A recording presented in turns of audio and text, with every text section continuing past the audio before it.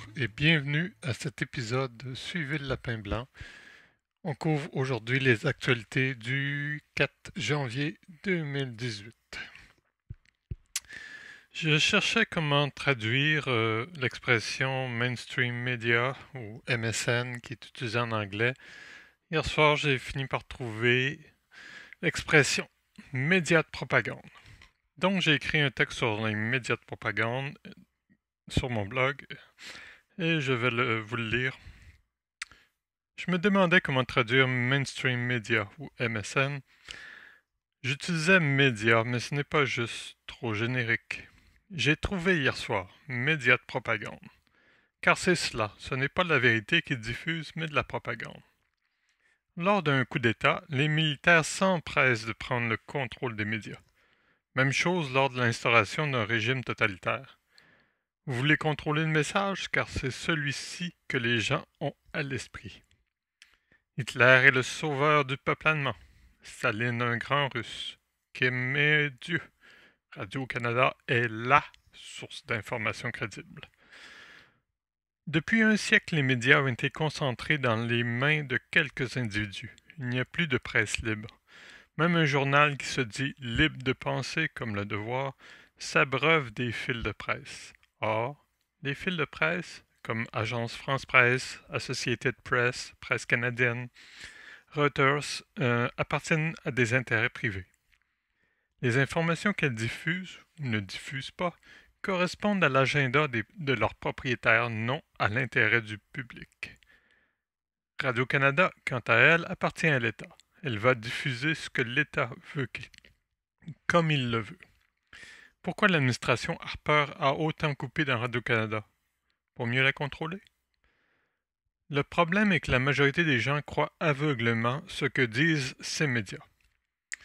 J'ai des proches qui sont persuadés que la Russie a piraté les élections américaines, que Julian Assange est un espion russe, que Trump est un malade mental, que les vaccins sont une bonne chose, etc. J'ai beau leur montrer des faits présentant la vérité, ça ne passe pas. Je suis un fou, un adepte des théories du complot, enfin. J'aurais essayé. Ils découvriront la vérité un jour. C'est sûr que c'est déstabilisant lorsque vous vous rendez compte que la société est basée sur des mensonges, une illusion. Mais la vérité vaut la peine d'être déstabilisée, elle libère. C'est la CIA qui a inventé le concept de théorie du complot afin de miner ceux qui s'approchaient de la vérité. Donc, miner le discours officiel mensonger. C'est arrivé après le dépôt du rapport Warren qui étudiait l'assassinat du président Kennedy. Il y a beaucoup de questions qui étaient soulevées par les gens, puis la solution, ça a été de dire que c'était des théories du complot et que c'était mal. Les médias de propagande se sont empressés de ridiculiser tous ceux qui menaçaient leur discours. Ce n'est pas la seule théorie qu'elle a employée. Il y a quelques années, une idée a fait surface sur Internet. La Terre est plate. Des vedettes du rap ont entre autres endossé le tout. Des vedettes contrôlées par la cabale. Des scientifiques, eux aussi contrôlés par la cabale, comme Neil deGrasse Tyson, se sont empressés de décrier cette théorie. Or, cette idée de Terre plate vient de la CIA. Pourquoi fait-elle cela? Le mental humain a de la difficulté à assimiler deux concepts opposés. Au lieu de les concilier, il a tendance à les rejeter les deux. C'est ce qu'on appelle de la dissonance cognitive. Si je vous demande quelle couleur est le ciel, vous allez me répondre bleu. Je pourrais vous dire, mais non, il est rose. Vous risquez de m'envoyer paître. Pourtant, je peux vous montrer des photos de ciel rose, au coucher de soleil par exemple. Je pourrais aller plus loin en disant que le ciel est d'une multitude de couleurs, mais qu'il est en fait noir. Et ce que nous percevons comme couleur n'est pas le ciel, mais un phénomène optique de la lumière du soleil sur des éléments de l'atmosphère. Encore plus loin, que ce que nous percevons comme des couleurs, est une interprétation que notre cerveau effectue d'un flux d'énergie perçu par nos yeux. Que certains y perçoivent autre chose. Demandez à un daltonien ou à un papillon, par exemple. Mais, pour bien des gens, c'est plus confortable de demeurer avec leur certitude. Le ciel est bleu, point final. Même chose avec la désinformation des médias de propagande. Si Radio-Canada le dit, c'est donc vrai. Un autre exemple, les changements climatiques. D'où vient ce concept? Du Club de Rome. Qu'est-ce que le Club de Rome? Un think tank de la cabale. Le concept est repris par l'ONU. Qu'est-ce que l'ONU? L'appareil mis en place par la cabale pour son programme de gouvernement mondial. Est-ce à dire qu'il ne se passe rien? Il faudrait être aveugle pour ne pas voir les changements à la planète. Mais cela ne veut pas dire que l'interprétation de l'ONU est juste. Si vous êtes assis dans un train et que vous regardez par la fenêtre, vous pouvez croire que le train est en mouvement. Peut-être aussi est-ce que le train est fixe et que c'est la planète qui tourne, le train ne faisant que glisser sur les rails qui se déplacent. De votre point de vue, le résultat est le même. L'interprétation et ses implications sont fort différentes toutefois. La cabale est habile. Lorsque des gens ont commencé à questionner ce qu'elle avançait, basé sur des statistiques provenant de satellites qu'elle contrôle via la NASA, elle a mis en place une opposition contrôlée, les climato-sceptiques. Détiennent-ils la vérité? Non. Menacent-ils le contrôle de la cabale? Non plus.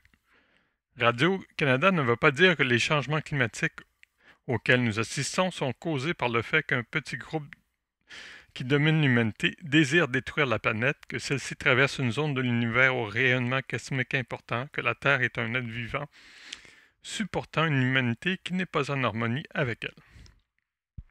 Dire qu'il y a un petit groupe qui domine l'humanité? Pas vraiment. Que ce groupe n'est pas nécessairement humain? Certainement pas. Que tout le système solaire se réchauffe? Trop compliqué. Que la Terre est vivante? Ouf, c'est ouvrir une boîte de Pandore que nous ne voulons pas, qu'ils ne veulent pas réveiller le monde.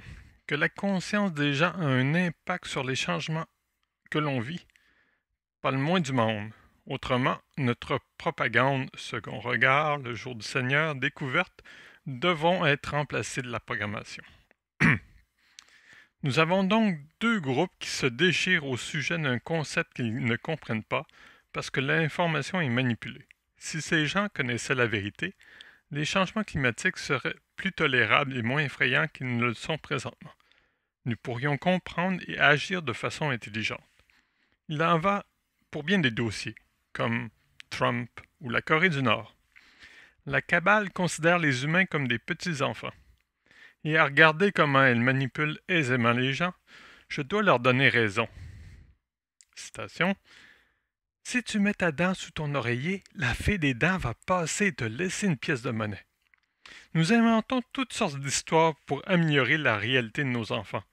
Tôt ou tard, les enfants se rendent compte de la supercherie. Fut-elle utile? Est-ce utile de mentir à nos enfants?